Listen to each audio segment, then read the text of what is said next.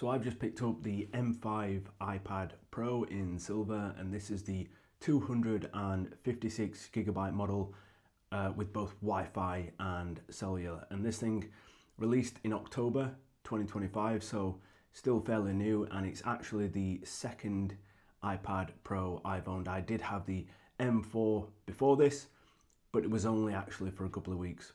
So this has the brand new M5 chip. It's got the Ultra Retina XDR display and the new C1X modem for the cellular part of the iPad Pro. So it's the first time opening this. I've already took the tabs off the back. So let's see what's inside. If you do have any questions whatsoever, then just let me know in the comments below. Okay, so with the box, we've got the standard Apple box. So it always feels premium. iPad Pro on the side, and then the usual spec. As I say, I've already taken the tabs off. So if we just lift the lid,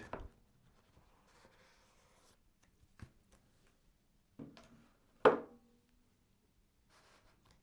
here we go. So we have the iPad Pro itself. So I'll just put that to one side for a second, and then inside the box we've got the standard warranty information and booklet, and then we've also got a USB-C to USB-C charging cable. So no power brick, but I think that is pretty standard these days anyway. So then here we've got the iPad Pro, so I'll just take this film off.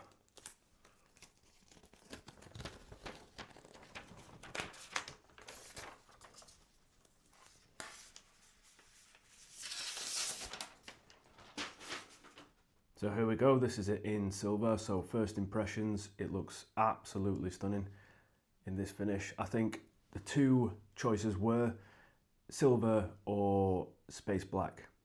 I would usually go for the space black, but I decided this time that I would try the silver, and I think it does look really nice. Plus, it matches a lot of the other Apple products. I have got my MacBook in a space black, but like for example, the Studio Display, the Mac Mini, that sort of thing, they usually use this silver finish, but it does look really nice. No Apple Pencil included, no keyboard or case, everything sold separately, which you would expect anyway. So first impressions, this thing is super thin. I don't know if you can make that out on camera, but it's 5.3 millimeters, so really slim. It's a lot lighter than I expected as well.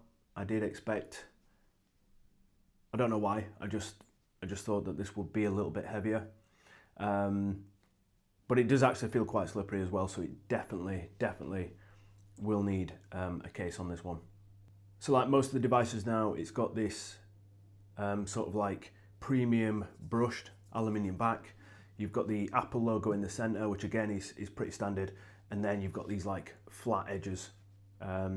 So older devices, you'd have seen that sort of like rounding, but these are flat, and I think it makes it a lot more comfortable to hold. And then this is the other side as well. So this is the XDR OLED display. So again, it'd be really nice to see this turned on. So I have already got the folio case from the M4, so I believe based on my research that this will actually fit the M5 iPad Pro. I don't think they've changed any of the dimensions, so I'll just give that a go.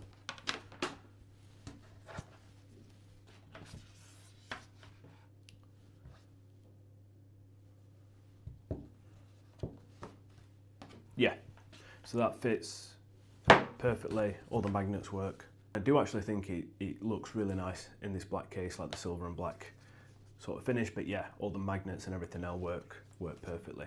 So it does save buying new accessories if you do have the older M4 folio case. Okay, so just a little bit tour of the buttons and ports that we've got on here. So we've got the USB-C Thunderbolt port on the bottom. We've got the volume buttons on the right hand side. We've also got the magnetic Apple Pencil charging strip on the top here. We've then got 4 speaker grills, so 2 on the top and then also 2 on the bottom as well. We've got the smart connector on the back, so that's what I've just used. So this one down here that I've just used to attach the case, and then we don't have any headphone jack, which again is pretty standard on the newer Apple devices.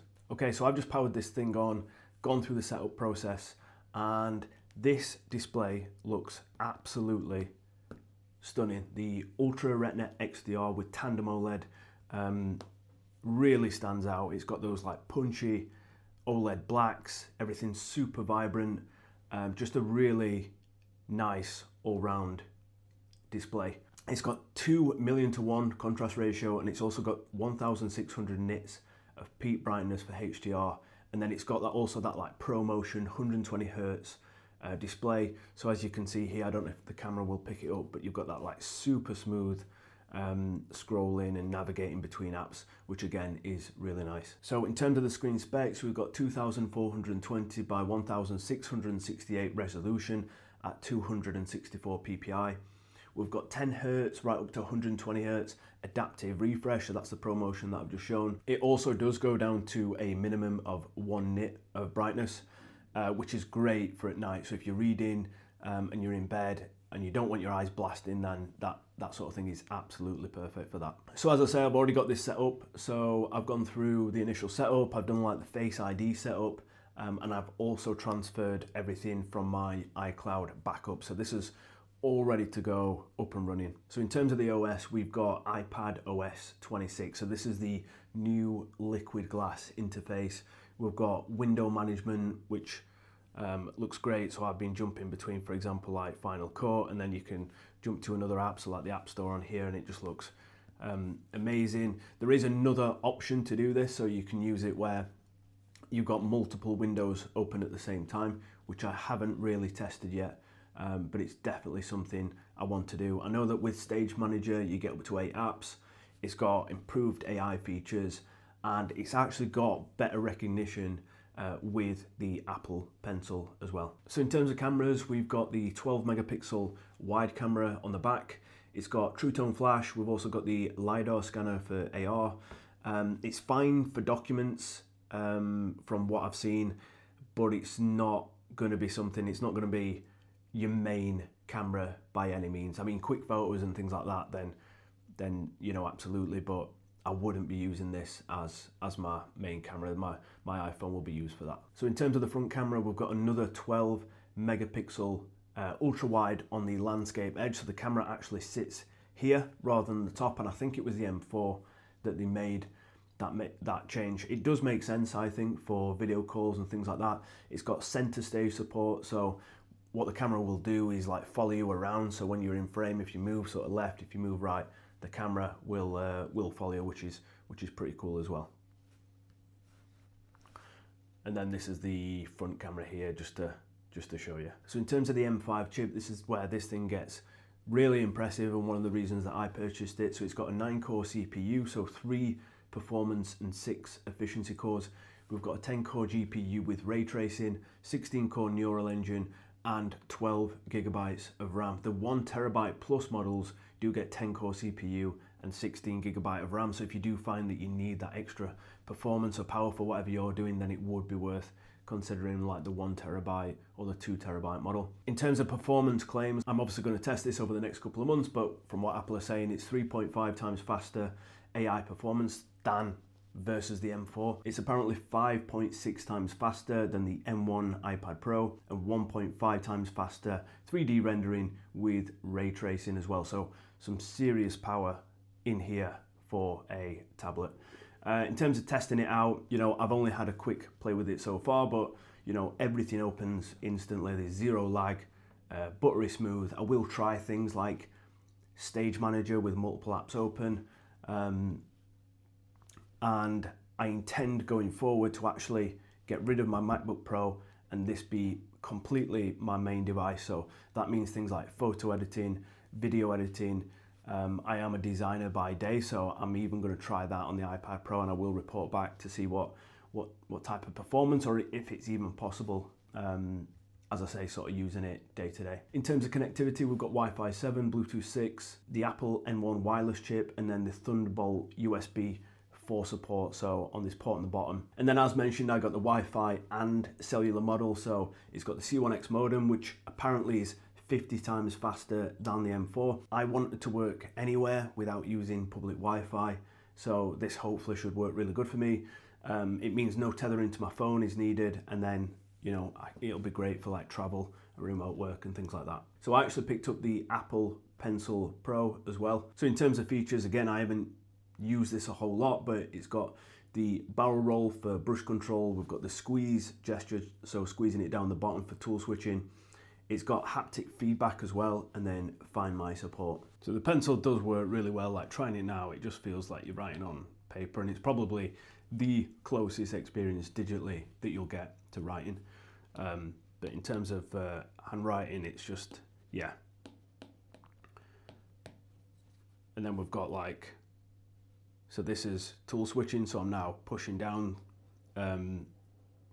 so I then can select different tools without having to use the interface as well. So I just press this and I'm back to pen. As I say, haptic feedback as well, and it just works really well. I'm looking forward to trying this in other scenarios for like taking notes or marking things up as well.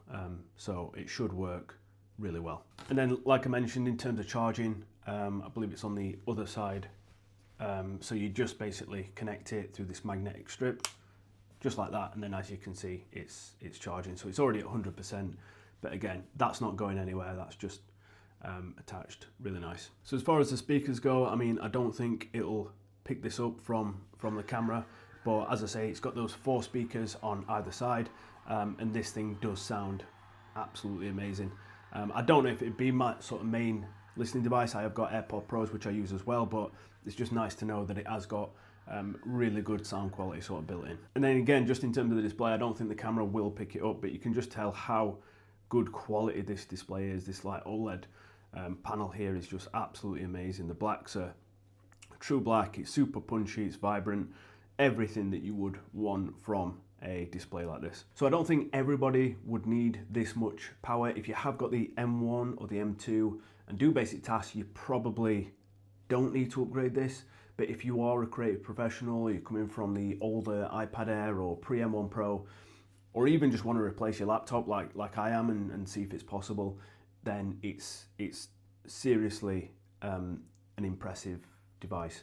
The build quality, you know, it's premium feeling device like anything Apple. The 11-inch size is, I believe, a perfect balance. You know, it's portable, but big enough to do real work on it, and light enough as well to hold in one hand, whereas with the 13-inch, I'm not sure if that is feasible. I'm glad I went with the cellular. You know, it gives me the freedom to work anywhere.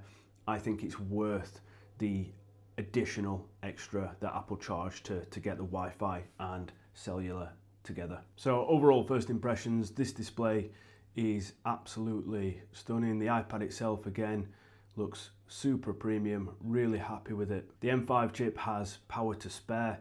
I mean, I would say this is probably, you know, more powerful than a lot of laptops, to be honest. So I'm really looking forward to trying this out and really stress testing it over the next few weeks. The cellular is going to be great for, as I say, like that remote work, so excited to try that one as well. And again, the Pencil Pro, from what I've used, is just absolutely seamless in terms of like the experience of using it. So again, really looking forward to trying this out again over the next few weeks. Whether it's worth it or not, again, you know, I guess I'll decide as I try it more often. The main goal for me, as I say, was to replace my MacBook properly, so use this as my main device. Again, I am a designer by day, so it'll be interesting whether I can achieve that or not, but I will report back. So the next steps for me really is to try this in more detail. I'm going to stress test the battery and also some additional apps as well, just to really put it through its paces. So again, first impressions are really positive.